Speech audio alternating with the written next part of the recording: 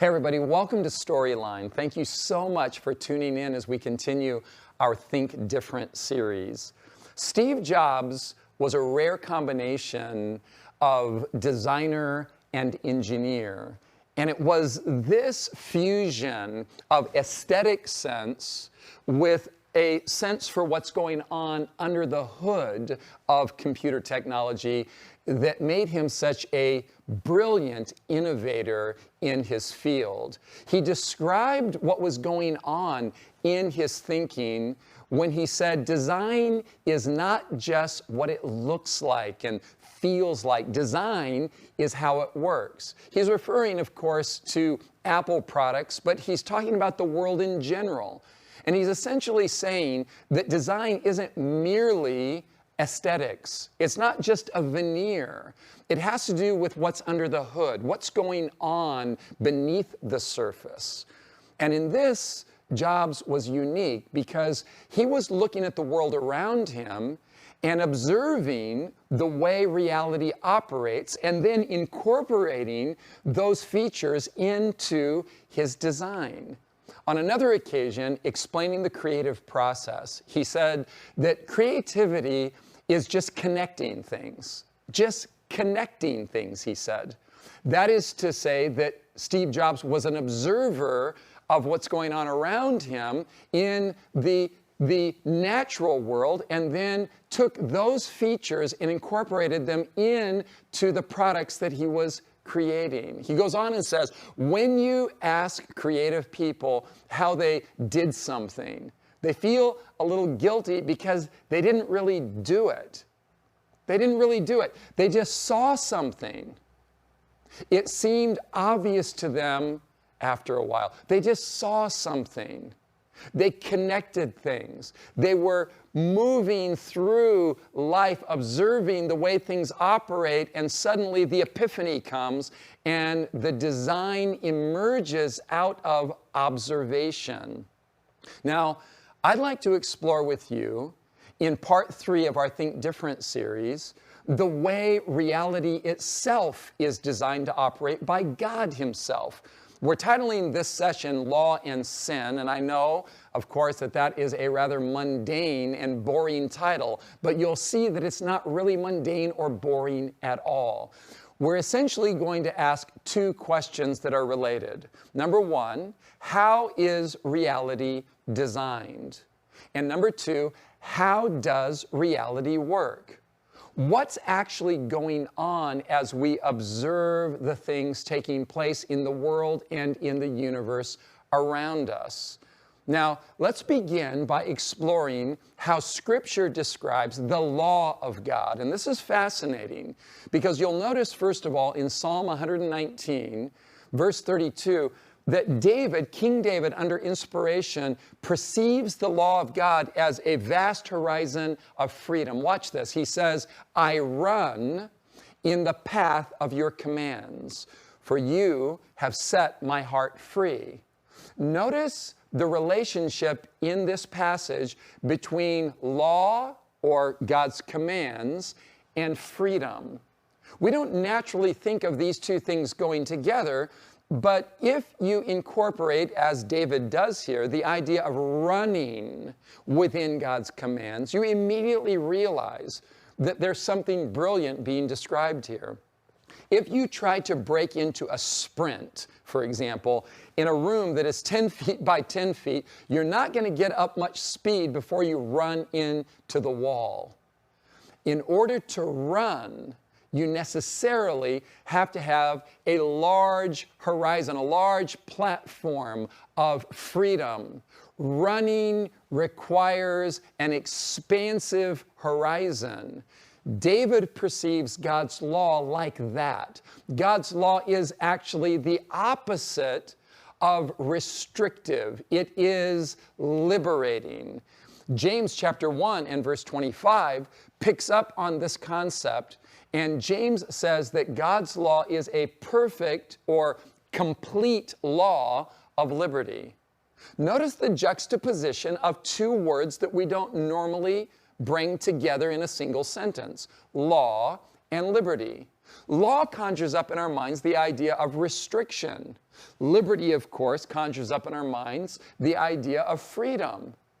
But what do these two things have to do with one another? How can a law be liberating? How can a restriction actually produce greater mobility and freedom and expansion? Well, think about it like this. Within the parameters of Scripture, we have this idea of the Ten Commandments.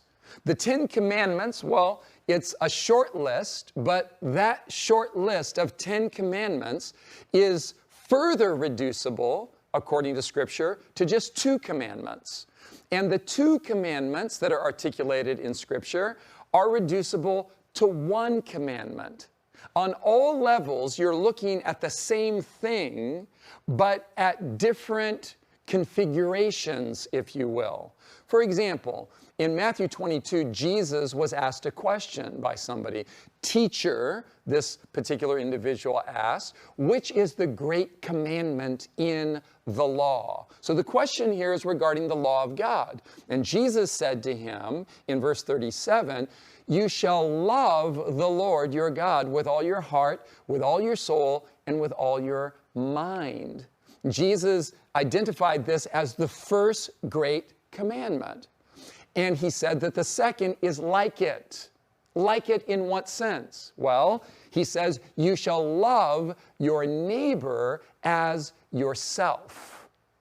And then Jesus makes this remarkably simple and yet profound statement. He says in verse 40, on these 2 commandments hang all the law and the prophets. Are you tracking with what Jesus is saying here? Are you letting it really register and come into your thinking in such a way that you can understand that Jesus is essentially saying that the entire Old Testament scriptures, which he calls the law and the prophets, the writings of Moses, and then all of the other prophets after Moses, that all of Scripture is reducible to 2 commandments according to Jesus. 2 commandments. Love God, love your fellow human beings. And of course, there is a single principle that is in play in these 2 commands, and that principle is love, which Scripture defines as other-centered relational dynamics. Now, it's fascinating because Scripture then, building on that premise in 1 John chapter 3, verse 4, says that sin is transgression of the law. Now, again, what is the law? Well, the law is love. Not only does Jesus teach this, but Paul in Galatians chapter 5 says, all the law is fulfilled in one word, even in this, you shall love your neighbor as yourself. And Paul, again, in Romans chapter 13, verse 10 says, love does no harm to a neighbor. Therefore, love is the fulfillment of the law. Are you tracking with what Scripture is saying here? When we say that sin is transgression of the law, we're simply understanding that sin, by definition, is any pattern of thought or feeling or behavior that goes against the grain of the fundamental law of the universe, and that is the law of love. Sin is all anti-love actions, behaviors, relational dynamics, even thoughts and motives and feelings. Everything that moves contrary to love is what the Bible defines as sin. God's law, therefore, is inherent to the design of life itself. It's not externally imposed upon life. The law, the single law, the one law of God is love. Now, the ancient Israelites, they understood the law of God to entail 613 commandments that they could map out from the writings of the Old Testament. 613 laws. But really, all of that, the entire Old Testament, is reducible to one single law, one single principle, one single relational dynamic. And that relational dynamic is love. Think about it like this. God's law works in a certain manner.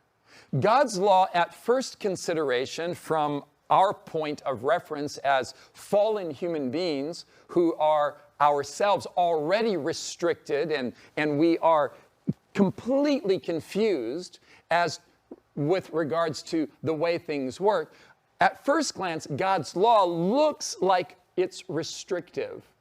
But as we move into the actual realm of God's law and begin to operate by its principles, we begin to relate to people, to others, to God, even to ourselves, we find that our horizon expands. We begin to have a larger and larger sense of mobility and freedom and liberty. God's law is liberating as we go deeper and deeper under the hood, so to speak, to understand its design. Sin, by contrast, works in exactly the opposite manner. At first consideration, sin may look like it's liberating, like it offers to us a great deal of freedom. But the deeper into sin we go, the more restrictive it becomes. The parameters of our relationships and our psychology and our emotionality, everything about our lives begins to narrow and restrict under the influence of sin. So sin at first consideration, looks like freedom and gradually leads to greater and greater restriction, whereas God's law at first consideration looks often to us like it's restrictive and yet gradually leads to greater and greater freedom. It's counterintuitive because of our condition as fallen human beings. We desperately need to, by faith, move in the direction of the law of God, which is to say, in the direction of the principle of other-centered love, and we will find at first that it is challenging, it is difficult, it seems to impose upon us limitations, but we gradually become more and more free. C.S. Lewis, describing Satan's MO, describes the devil as working on a particular premise. He describes sin as an ever-increasing craving for an ever-diminishing pleasure. This is the devil's formula, he says, to get a man's soul and give him nothing in return. Wow, this is just a brilliant understanding of what's really going on when we move in our way of living contrary to the grain of reality.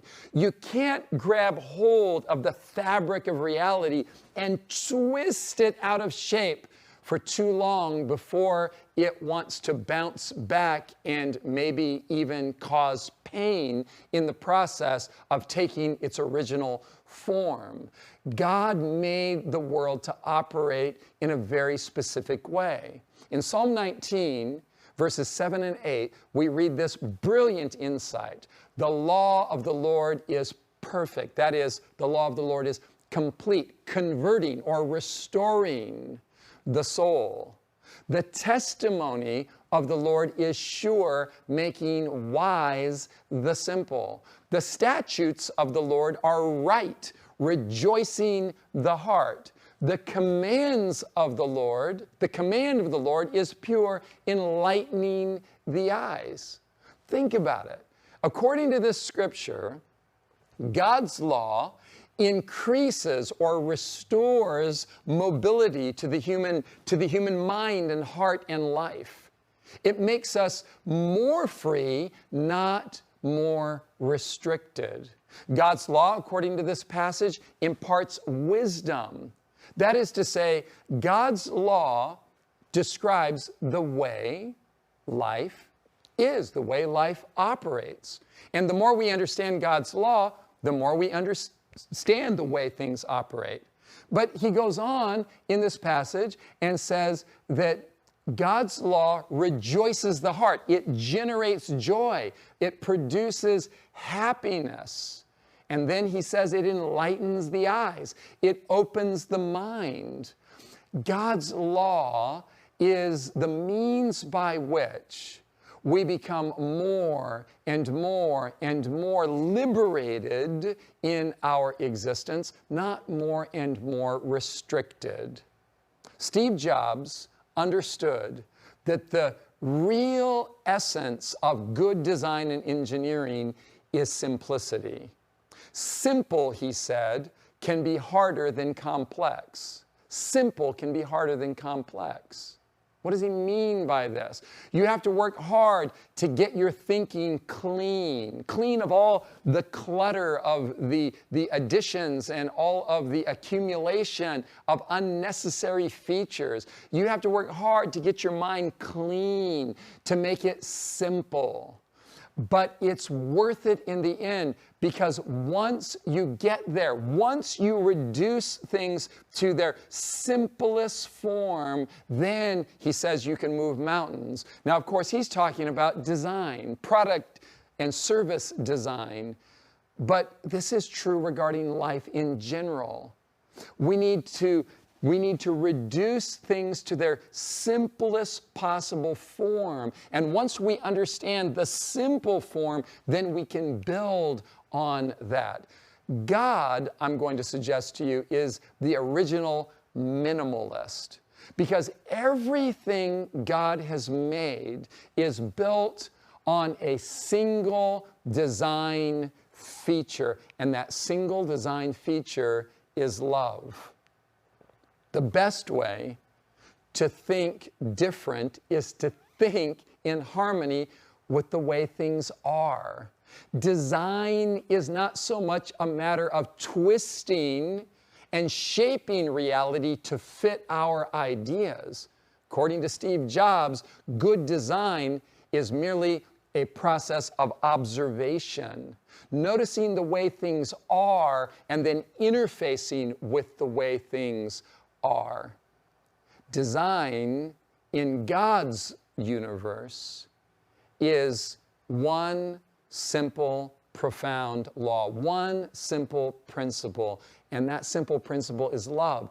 Once we understand this, we are thinking clearly for the first time in our lives. Once we understand this, we begin to grasp the fact that everything in life, every relationship, every pursuit, it doesn't matter what it is best understood as the outworking of a single design principle. And that single design principle is other-centeredness, service, putting others first and foremost and taking a back seat to the needs of others, which then in turn remarkably expands our emotions, our minds, our lives, and we become more and more free as we comprehend and apply the law of love to every aspect of our lives. Think different. Think love as the one law of life.